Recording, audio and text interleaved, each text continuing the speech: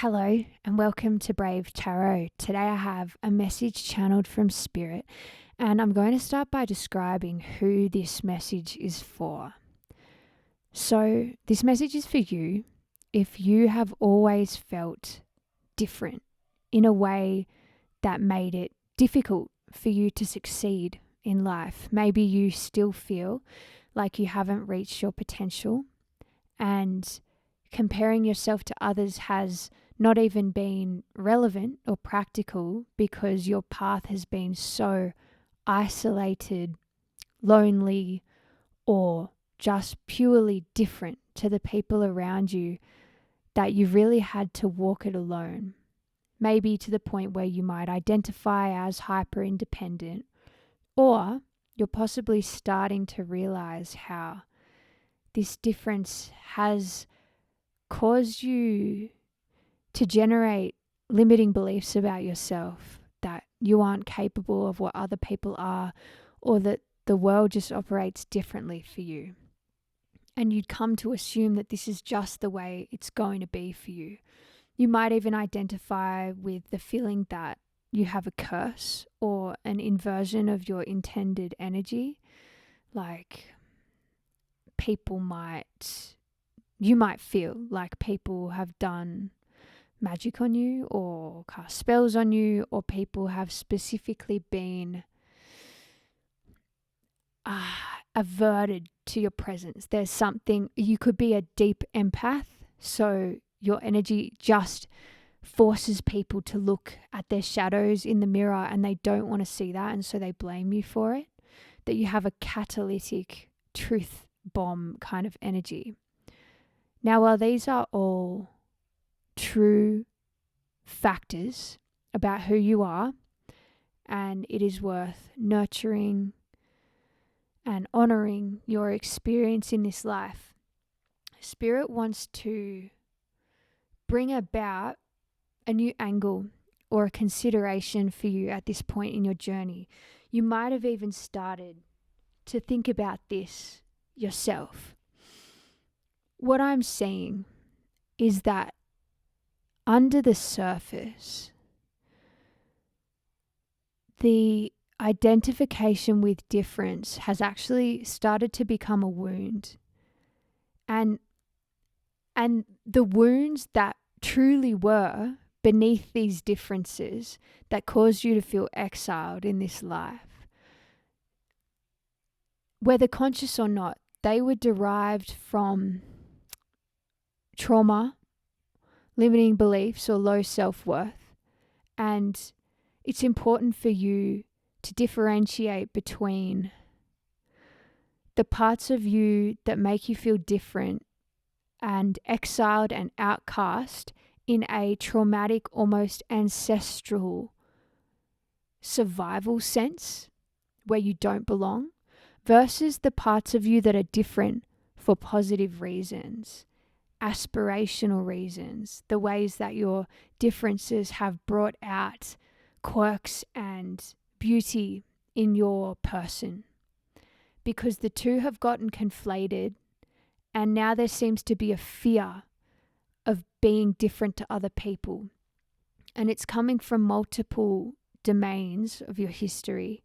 One being that because you've been through so much isolation and hardship, the connection and self-love that you found in that process feels so deeply tied to your exile, and it feels like it's difficult for you to see yourself as similar to other people because you fear that it will cause you to lose the self-love aspect or all of the value that you've garnered along the way.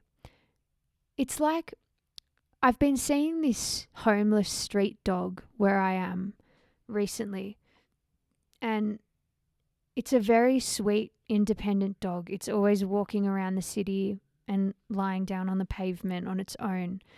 And the other day I gently approached it and tried to pat it, but it got really aggressive and defensive. And I could tell that was an inherited wounding in the dog, that it wasn't an aggressive dog. It was shaking and it was scared of me. And it's a similar feeling that because of these difficult experiences, and you could call it trauma in your life, you've come to protect yourself in a way that is preventing you from calling an opportunity. And though it is hard to hear, this isn't about letting go of your past and pretending it didn't happen and changing your attitude on this isn't going to, it's not going to change the amount of inner respect that you have for yourself.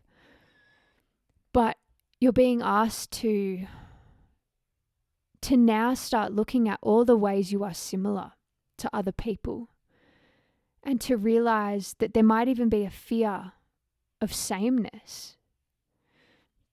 What happens if you're not so different? What if all of that is over and now you're just a part of the collective? And that also means that you can succeed the way that normal people do.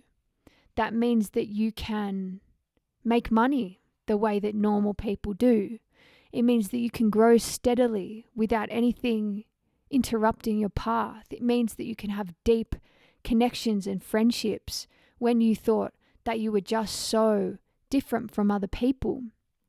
I'm seeing that this spiritual path you've walked has allowed you a deep insight into the ethereal, to a point where you might even be bored of that now, and you want to walk the earthly experience in the forms, in the 3D. And so it might even be worth considering ways that you feel you could be capable of living a normal life with normal friends who aren't even spiritual.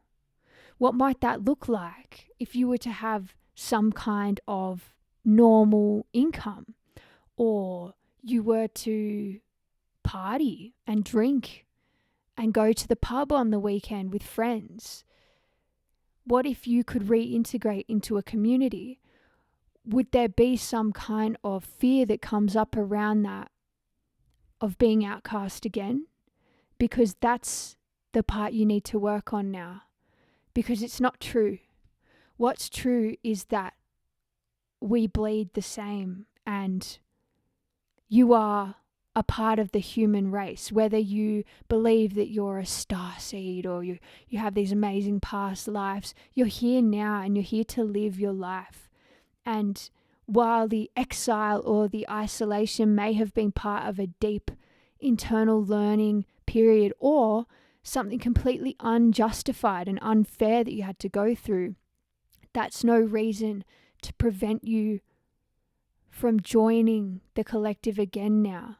Look at your resentment and look at where you're holding back from reconnecting to the earth out of fear or out of spite. And notice all of the ways that this individual turmoil you've been through is actually a very human experience that many people will resonate with. Once you start creating or telling your story or sharing what it is that you've been through, you will come to realize that it was not a unique experience in the best way possible. Again, watch for the feeling of being triggered when I say that. If you're not so unique, what are all the good things that this means? It means that you're not alone. It means that you can connect. It means that you have great potential to be supported, especially financially. You know, when you experience these curse-like effects spiritually, you start to believe that you are doomed to being broke and that you cannot generate energy or consistency around you. But now that all of that is internally resolved on the emotional level, you're not accidentally recreating it. And so you have the room now.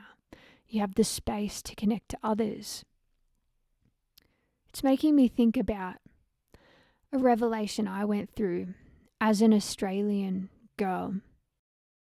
About a year ago, I began to notice that I had this deep, conditioned idea that to ever fit into Australian culture, I would have to be blonde and be able to surf.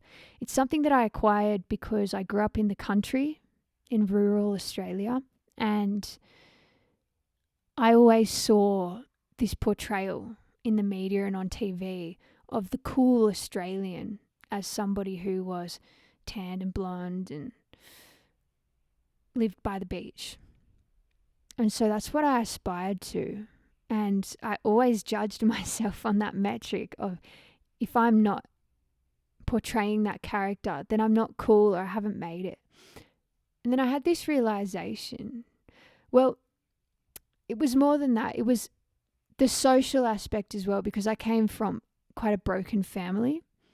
And I was very jealous of what I saw at Christmas time when other families they'd have these huge barbecues where cousins and friends and extended family, 50 people were at a gathering, and everyone was wearing matching outfits and getting drunk together and just having so much fun. And I would see that and think that I was defective because it was just me and my parents at Christmas and we were isolated.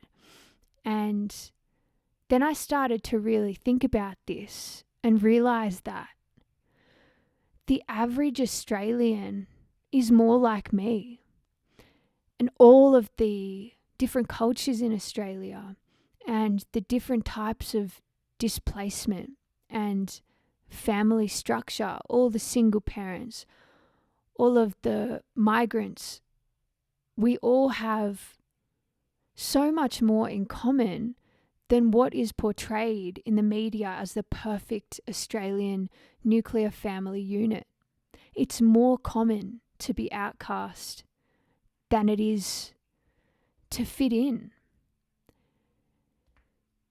And when you realize that your story and your creation have great relevance and meaning to the people all around you, but you just haven't been seeing it. So consider that for yourself. What are the ways where you might have been lying to yourself about the fact that you are part of a culture, whether it looks stereotypical or not? There's something out there for you in terms of a collective that wants to resonate on the heart level with you and your experience. So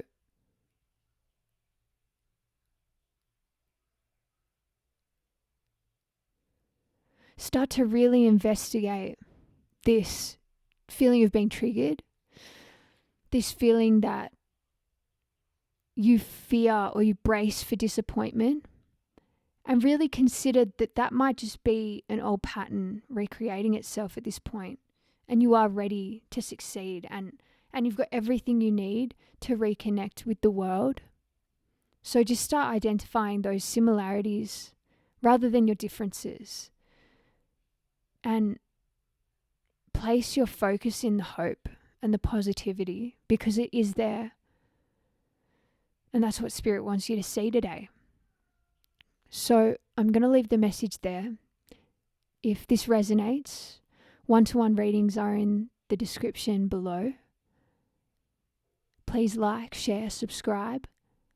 Be brave, and I'll see you in the next reading.